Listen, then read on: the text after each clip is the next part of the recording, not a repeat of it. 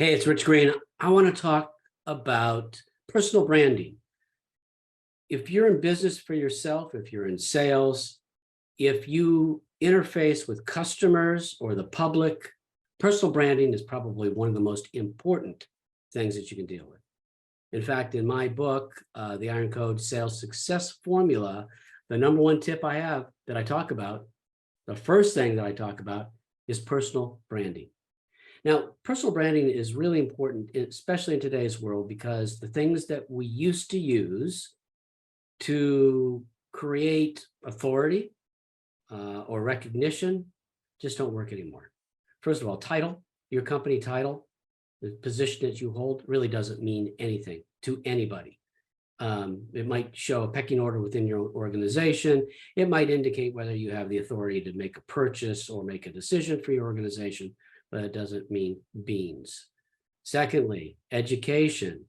That doesn't mean as much anymore either. There's lots of people with college degrees and graduate degrees and postgraduate degrees. I have all three, and I don't use the doctor hardly at all, except for from time to time in front of my name, because it doesn't really mean anything.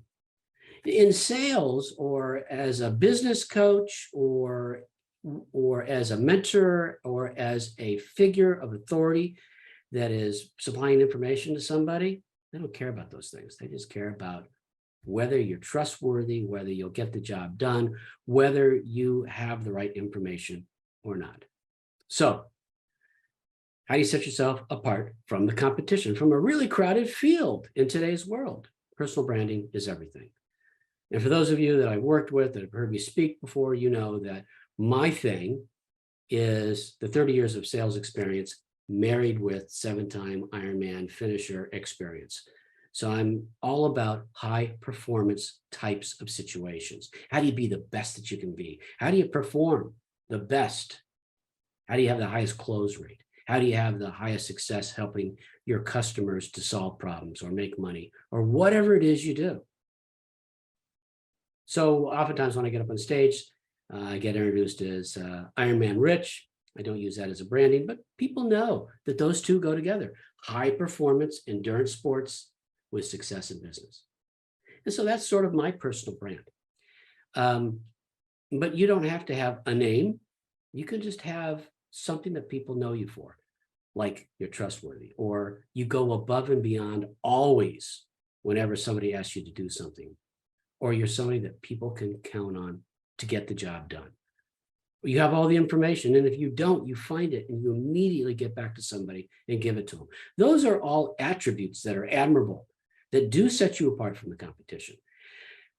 This video is not about how you create your personal brand, because that's very complicated and it's very personal. You have to be genuine and authentic, because if you're not, people will know it and your personal brand won't be worth anything at all. But once you do have that, once you've determined what that is and who you are and how you want to be able to show yourself to the world, you've got to communicate it. And that's what I want to talk about here. How do you communicate your personal brand? In my book, as I just referred to it, my sales book, I provide a number of different ways that you can do that. And I'll share just a few of them here. One great way is to speak, to be a public speaker, to speak at conventions or conferences or local events about what you know, about what you're passionate about what you're an expert in, so that people know that you're somebody that they can count on to find the information when they need it, that they can get advice from. So speaking is a wonderful way to do that, to build your brand. I think it's one of the top ways to build your brand. Other ways are writing. You could write a blog. You could write an article for a magazine or an e-zine. You could write, well, we'll talk a little bit more about writing shortly. But if you're not a writer, or you don't like to write, or you just find it an arduous task, the next best thing is speaking. Speaking in a recorded format, a podcast. Podcasts are becoming more and more popular. In fact, my books that I have, more people buy the audio version than they do the print version. It's easy to listen to a podcast or a book or something like that that communicates information, because people can do it while they're doing other things, while they're multitasking, while they're driving, They may not get their full attention on, but they're getting something in regardless. And so a podcast is a great way to do it. Have guests, invite people on, and that will build your brand very, very quickly. Another way you could do it is social media. I would imagine in today's world, most everybody that's listening to this, in fact, if you listen to this, you're on social media because this video is posted on social media. YouTube, Facebook, Instagram, a link in Twitter, or even TikTok. You know, a lot of people think TikTok is not a serious business social media, but I purchase products off of TikTok from advertisements that I've seen. So they're selling stuff, and there's a lot of people on TikTok. It's a great way to communicate your information. So social media, I think that's a super stupendous way to get the message out there. Now, the last one is my number one favorite, and there are other ways too, but the last one is my number one favorite, and that is write a book. Now, a lot of people want to write a book, but probably most people don't. And they don't for one very simple reason. It's not because they don't want to. It's they just don't know how to. They don't know all the moving parts involved, and they don't have the formula to do it. But I would encourage you, if you've got a book inside of you, to get it out, because what's better to receive, a business card or a book? Business cards get tossed. Books usually do not get tossed. They might remain on a corner of a desk or on a bookshelf or someplace else, but people just don't throw them away. They value them more. Plus, they're impressive, right? You're a published author. Now, getting started with that is not as difficult as it might seem. I'm going to share with you just a few, again, just a few ideas, so that if you want to write a book, you can pick one of these ideas and do it. And I have a whole program around how to do it and get it on Amazon and do it very rapidly. I'm pulling up some of the books that I've written here to give you an idea.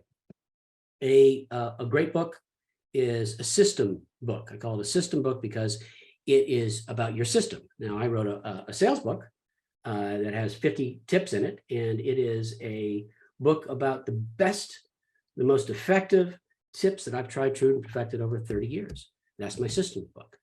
And so when I'm doing sales training or I'm with somebody who's passionate about sales, instead of a business card, I give them a book. And I'll tell you what, instant authority right there. Another type of book would be, I wrote a book once because I hate meetings.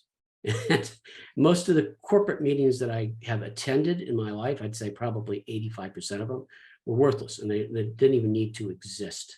So I wrote a book called The 10 Commandments of Effective Meetings. It talks about how you can have an effective meeting and make it fast and make it really, really worthwhile for everybody who attends. And so that's a great book that sometimes I'll give out to people. Compilation book. I put together my own compilation book. Now, this has nothing to do with business whatsoever, but I put together my own compilation book called the Iron Mind. This is a book that I wrote with other Ironman triathletes that I knew, and that was the requirement. You had to be an Ironman triathlete, you had to have finished at least one Ironman, and they wrote about all kinds of things, the struggles that they overcame. So it's a book of inspiration, and I've got my own story in there too.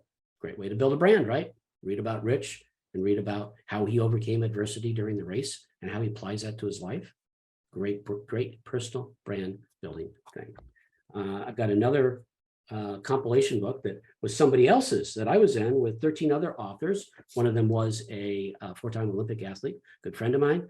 And I wrote about strength and how my internal strength helped me to overcome challenges and hurdles in personal life and in business life.